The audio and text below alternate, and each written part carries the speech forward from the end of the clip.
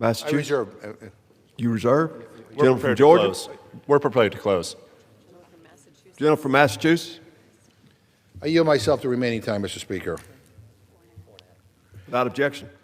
Mr. Speaker, listening to the debate by my Republican colleagues, I know Republicans want to pretend like they're not in control because that absolves them of responsibility and accountability.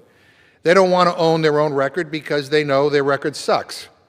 They want to pretend like they're not in control because then they'll be because if they pretend like they're in control, if they acknowledge that they're in control, then they'll be held accountable in November.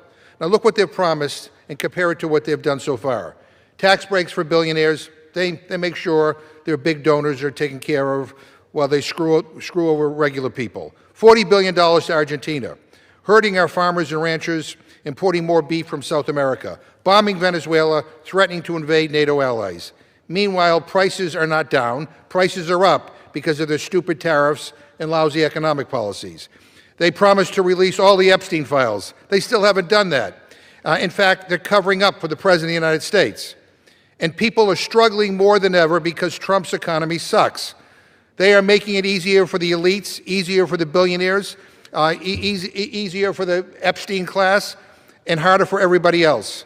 Maybe that's why even Republicans are finally acknowledging MAGA was all a lie. Of course, their members only acknowledge that after they leave. But let's listen to Trump's former top ally, Marjorie Taylor Greene. And here's what she said, and I quote, "I think people are realizing it was all a lie.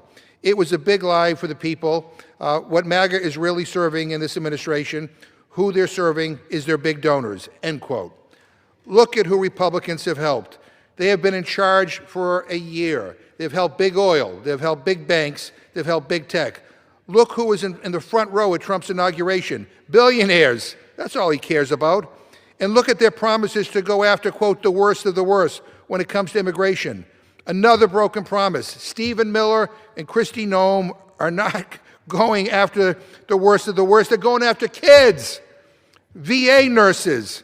They're deporting veterans, for God's sake. And so we are sick and tired of the broken promises and the lies. Enough. I talk to Republican colleagues all the time who privately confess to me that this is a disaster. And then they come on the floor and then they talk to the press and say everything is beautiful. That's just not reality. This president and this administration is taking this country in the wrong direction. We have people that are being murdered in our streets by U.S. federal agents. When is enough going to be enough? I mean, I can't believe this. Go along to get along. I get it. Everybody over there is afraid of the guy in the White House. But maybe you should be more afraid of your constituents. Maybe you ought to listen to your constituents because they're sick and tired of this BS. They've had it.